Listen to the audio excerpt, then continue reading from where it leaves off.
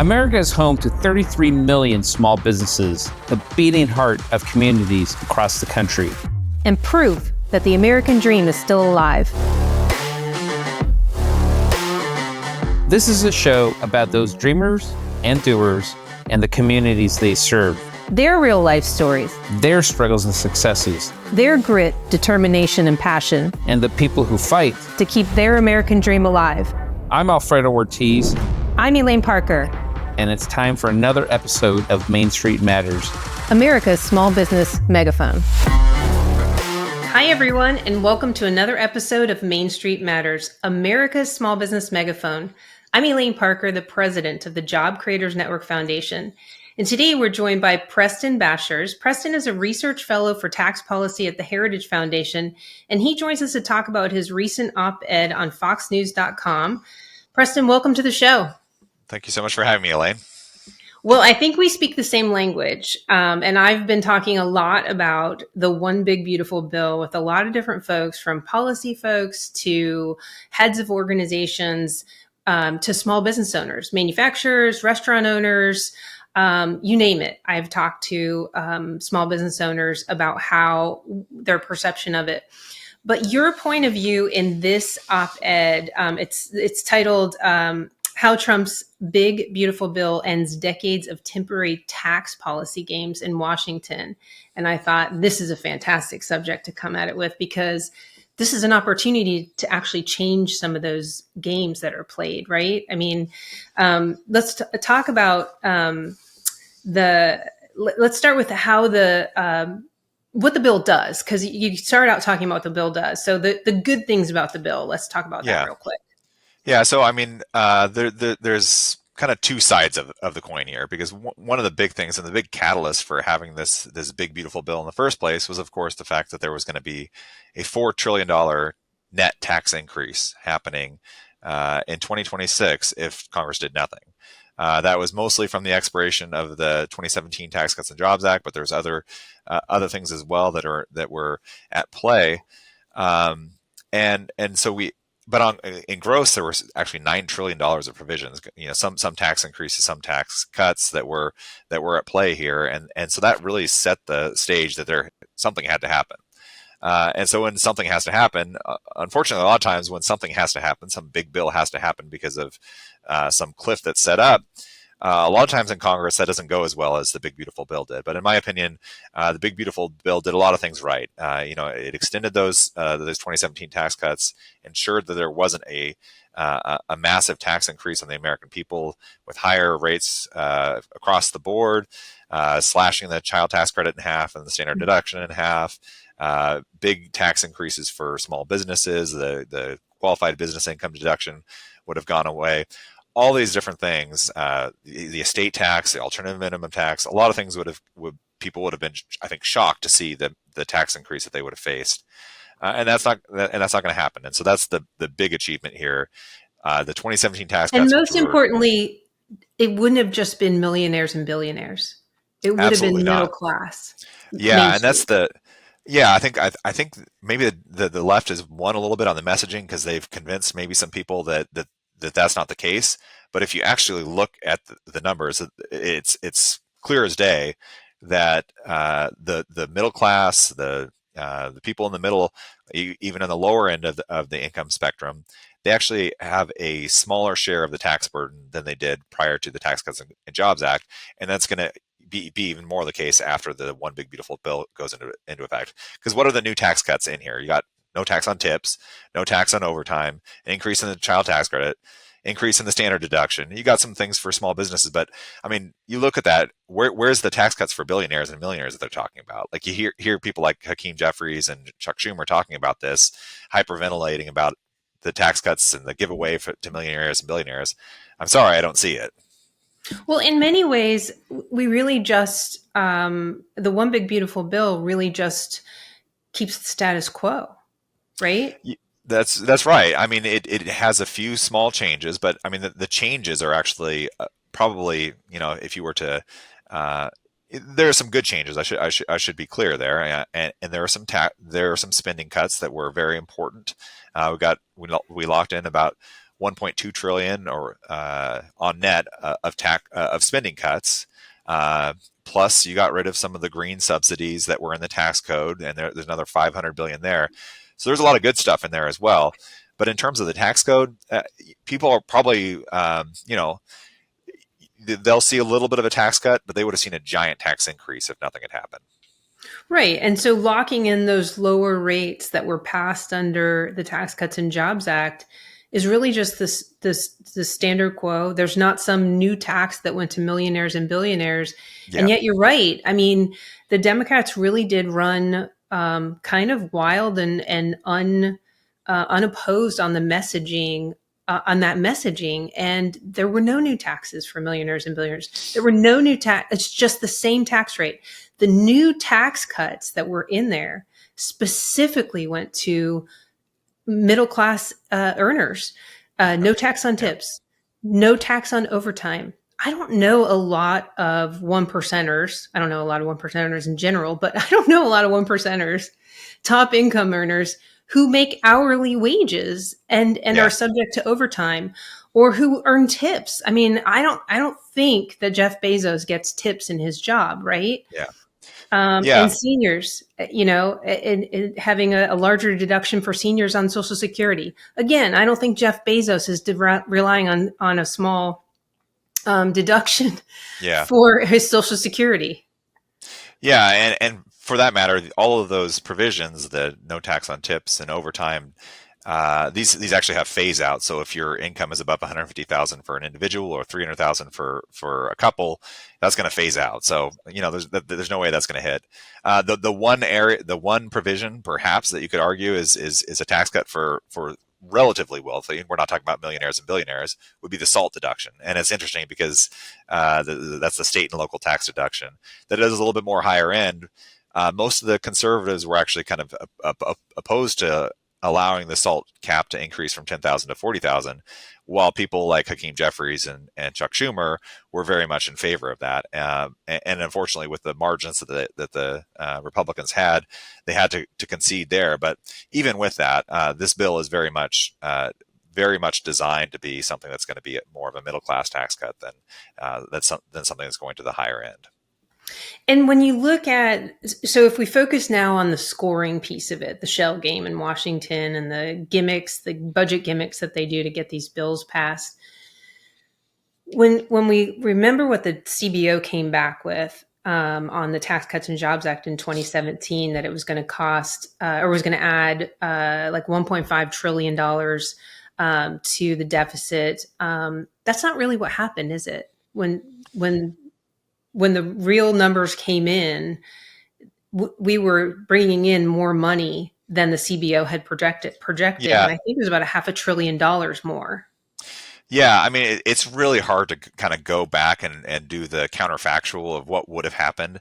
But when you're looking at the numbers, I think it's hard to argue that the CBO was spot on. If you look at where the revenues actually ended up, there were pretty big increases in revenues. You look at, for example, the corporate. One of the things that happened in 2017. This is not in the big beautiful bill because that was locked in 2017. But you had a corporate tax cut in 2017. And there was, concern about what was going to happen to corporate tax revenues. What you saw instead is that corporate tax revenues are way off the charts from where they were prior. And if you look at it for 10 years leading up to the Tax Cuts and Jobs Act, corporate revenues had been lagging where the CBO was projecting. And now they're overshooting it. Which means they're paying more in taxes as a result of their higher revenues. Yeah, I mean, you go from a 35% rate, one of the highest in the world, to a 21%, and that's just the federal. That doesn't include state and local, to 21%, something that's more competitive with the rest of the world. And all of a sudden, companies wanted to have their headquarters here in the U.S. and have profits coming out of the U.S. instead of the rest of the world. You had more onshoring. I was working in consulting at the time, and you could see a shift that now all of a sudden companies wanted to have move things onshore instead of offshore. So it's absolutely, the CBO, JCT, they're doing things on a very static basis. They do have some little things that they're doing where their estimations will account for certain behavioral effects, but it's pretty minor. They're not doing the macroeconomy. If there's a big macroeconomic shift from a policy change, they're just not going to factor that in. And we know that those are a very real thing with especially really good tax policies. And so, you got to take it a little bit with a grain of salt, whatever scores you're seeing from JCT and CBO. Well, the problem with the CBO and when they're scoring these bills, and you said under a static basis, so they're basically estimating no new growth or very little growth, and what we know historically is tax cuts increase revenues into the treasury. Like, we just know it because people keep more of their own money, they invest more, they spend more, and they pay more taxes as a result. That's just what happens. Is the business revenues go up and they're able to pay more taxes, and historically we can prove that. And so what's frustrating for me, and I'm not an economist, but what's frustrating for me is from a messaging standpoint, because that's kind of my thing, is that when the CBO scores a bill for tax increases, it shows everything wonderful. The rich are going to pay more. There's going to be more money coming into the treasury. It's the right thing to do from a policy perspective. Raise taxes. Democrats win on the message. When Republicans want to cut taxes for middle class, small business, and yes, everybody got a tax cut under the Tax Cuts and Jobs Act, right? Everybody got a tax break. Corporations, everybody, because all the rates came down. But when that happens and the CBO scores it the exact same way, there's always a deficit. And then the Democrats get to win on the message again. So either way, the Democrats win on the message. And it's very frustrating for me in my position when I'm trying to talk about how the revenues have increased. It's just so frustrating. And I'm just wondering, who are these people in the CBO? Why can't we talk to them? Why can't we educate them? Why can't we provide real data, real stories from small business owners? Where is the miss, and how do we fix this problem? Yeah, so that's complicated. I will say I'll deflect a little bit away from CBO towards JCT, the Joint Committee on Taxation, on the tax piece specifically. CBO probably has some of its own issues, but that's more on the spending side. The CBO generally takes the JCT scoring as they do it on the tax piece. Okay. And there's certain I think there's some things that are in statute as to why CBO or why at least CBO scores the things the way that they do. I think there's more discretion for JCT if they wanted to change things that they could. So, it's not. You're right. It's unfortunate that we're kind of in this situation. It's kind of similar to the Senate parliamentarian. You just have this kind of unelected body that's in place there that has an outsized amount of influence over what happens in DC because they get to set the narrative of what happens. And some of it they're using static basis, and it's very difficult to do dynamic basis. It just is. Like I acknowledge that. Like saying, to some extent, I think for us, we have to acknowledge there's always going to be some subjectivity to any sort of analysis that you're doing, any forecasting. You're taking guesses and you're making certain assumptions about what's going to happen. What are the growth rates going to be? And so it's just the dynamic analysis is hard and it's more subjective, and you're making more assumptions. Static analysis says, well, we don't know what's going to happen with all those things, and so we're just going to assume that's zero growth, zero for all these things. And of course that's wrong, but it's easier in a way. As to how to solve the problem, a lot of this actually kind of comes back to the 1974 Congressional Budget Act. And that's where we got into this position. And you were talking a little bit about kind of the shell games that were happening. That's because we use this reconciliation process, and so much depends on what the Congressional Budget Office score says. Because generally what happens is they say, with all of these big bills, what they're doing, if you want to get around the Senate filibuster, where you have to have 60 votes, and you just want to have something that can pass with 51, and with a current divide in Congress, it's very rare that you're going to be able to get 60 votes in the Senate. And so the only way to pass a lot of these big bills is through the reconciliation process, which goes through the Congressional Budget Act system, which involves the Congressional Budget Office and their scoring. And anything that increases the deficits outside of a 10-year budget window, that's gonna raise red flags where you can have a point of order against this, and it can muck things up so you can't get a bill through reconciliation. And so, that's given the CBO so much of this outsized influence that they get to kind of dictate what can and can't pass through reconciliation. This time around, the Senate and the House, they found a way around it, and they did the right call. And yes, they're going to get beat up because the CBO says a certain thing. But as you said, those deficits that they're talking about, a lot of this is just status quo. This is keeping tax policies in place that have been in there for 10 years. We've known, the Democrats could have said, we don't like these policies under the Biden administration. They could have gotten rid of the tax cuts that they hate so much, or that they say that they hate so much, and they never did. In fact, most of it was included in their budget year after year, the president's budget. They said we wanted to keep all these tax cuts for the people making 400,000 or less, which was the vast majority of the tax cuts. So, this was always going to be something that these were not intended to be temporary tax cuts. They'll get hit on the deficits, but the idea that we've changed the trajectory dramatically on the deficits, it's just simply not the case. If anything, I think we're in a better place. Yeah, for sure. I mean, I can tell you, we do small business polling, and when we were leading up to the vote and all of this fight, we were polling on it, and 70% of our small business owners said that they would, if they got the tax cut, they would reinvest, hire, and expand operations. And what was interesting to me is more than 60% of them said that they supported the no tax on overtime and tips because they felt like it would make it easier to hire people. We still have a labor shortage. And that one for me was kind of a surprise nugget, really.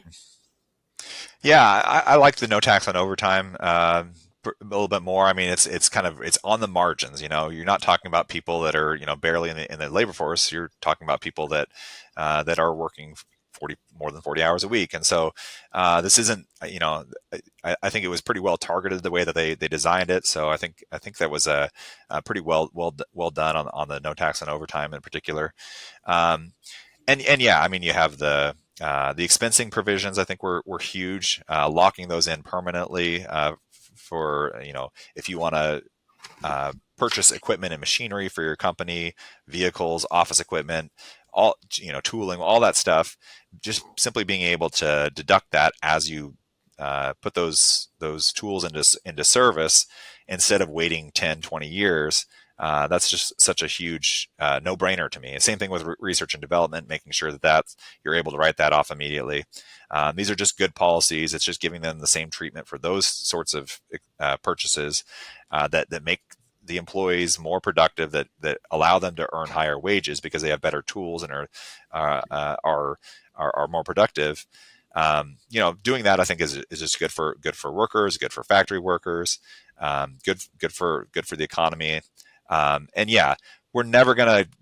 I am a fiscal hawk. I believe I care a lot about the deficits and the debt, but it's not a matter of us not taxing enough. The problem is we spend too much, and this took some steps in the right direction there, and that's what we need to focus on going forward. What is your level of how do you feel about how this bill is going to impact the deficits? I know that the Green New Deal, there's a lot of pulling back some of that. But I mean, my gosh, the rescissions package, it was like pulling teeth to get them to cut. There's nothing that they can cut. And all they say is no. They don't say, well, why don't we cut this? This pet project that you guys like. I mean, they don't even put anything forward. There simply is nothing to cut. Everything is sacred. Yeah, unfortunately, that's kind of the way it feels. Is there's nothing harder in Washington D.C. it seems than to cut spending, but they actually did it here. With the one big beautiful bill, they cut spending by that's not pocket change. 1.2 trillion of net tax cuts, or spending cuts rather. That's pretty significant. And you're talking about things like we're going to make sure that there are work requirements in place. That if you're going to claim welfare, certain welfare benefits, we're going to say that you should be at least looking for work or working 20 hours per week. These are not absurd things. Making sure that illegal immigrants aren't receiving welfare. These are kind of common sense things, and there was obviously the changes, getting rid of some of these subsidies for green energy that were probably going to destroy the electrical grid if we continue to do that, phasing those out, terminating some of those. These are all good things. As far as where we're at, overall, I don't think we've dramatically shifted one way or the other in terms of the deficits. We're still in a difficult position, but you have to look at everything that's going on. You also have some tariff revenue. I'm not a huge fan of tariffs myself, but there is a lot of revenue coming in from those tariffs. I'm a big fan of certainty, and I think most small businesses thrive on in an environment of certainty. That's one of the things I loved about the one big beautiful bill is it locks so much of the tax code in permanently that now small businesses and people, they don't have to worry about it. And who's the one of the big losers here in my mind? It's lobbyists, because who benefits the most when there's massive amounts of the tax code that is left in limbo year after year, and you're going to have this giant tax cliff. Well, the lobbyists become very, very important at that point. And so just locking everything in, I think that's good for small businesses. It's bad for lobbyists. Yeah, I saw you make that point in your op-ed, and I hadn't thought about that point. It's true, because when the Tax Cuts and Jobs Act passed, we were, thrilled with what was in it and how it was so directed at small businesses with that immediate expensing, with the 20% pass-through deduction. But we saw that end date right away and thought, wow, we're going to be right back here in a few years fighting this fight. But the lobbyist point is a little bit comical, really. And it's true. So, but some of the provisions do expire. And the unfortunate part is the overtime and the tips, no tax on overtime and tips in 2028. What do you think the chances are that they'll really let them expire? Yeah, so the overtime, tips, and salt, those are the big expirations that'll be coming up, and it's not nothing, absolutely, it's a big deal, but we are talking about a much smaller part of the tax code than what we were talking about prior to this. We're talking about 10% in terms of the revenue impact from some of these provisions. So I think the SALT deduction is going to be the one where there's probably going to be the most opposition. At least if certainly if there's if Republicans hold either the House or the Senate or the White House, and there's anything like any significant margin whatsoever, I think it would be harder to get through a continuation of the 40K SALT cap. I think there's a very good chance that could go back down to 10K. And look, if we wanted to swap that out for something else that would be, beneficial in some of the areas that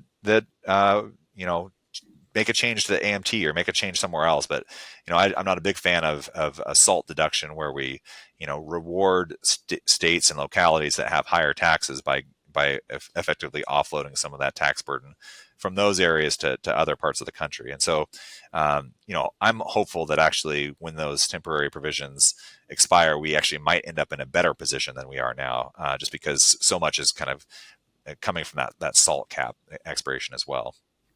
And, going forward, small businesses, some of the biggest challenges that I've heard from our small business owners now is access to capital.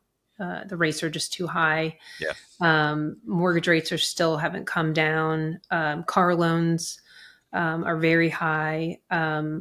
What do you see as far as, I know there's a lot of news around the Fed and is redecorating his building, and, President Trump, is he going to fire him? Is he not going to fire him? But I mean, isn't the data there?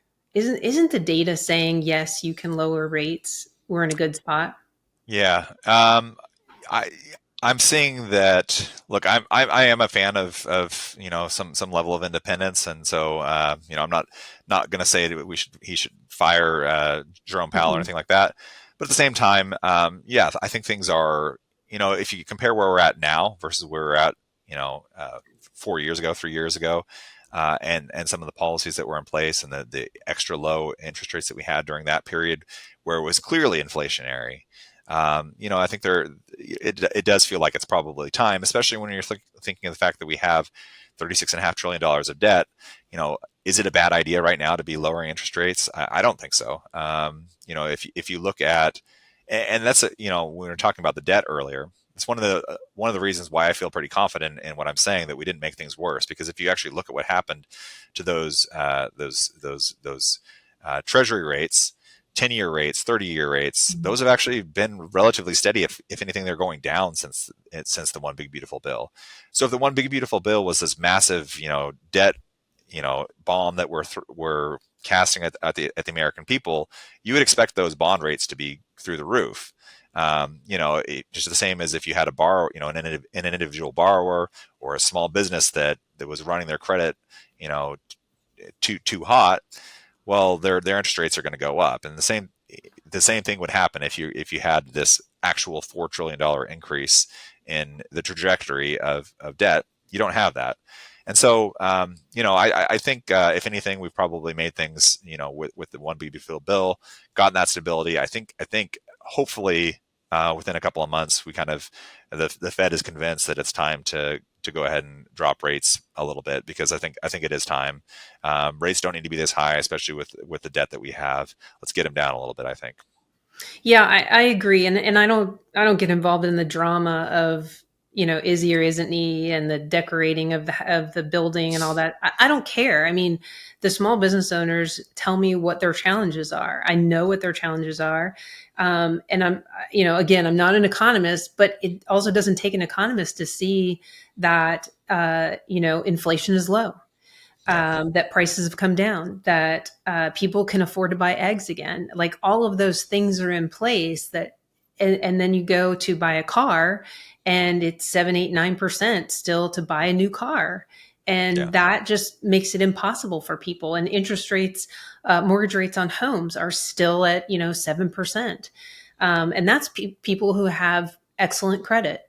So think about the people who maybe have had a few mistakes in their life or in the last few years with all of the difficulties, and they can't get even those rates. Those are the good rates.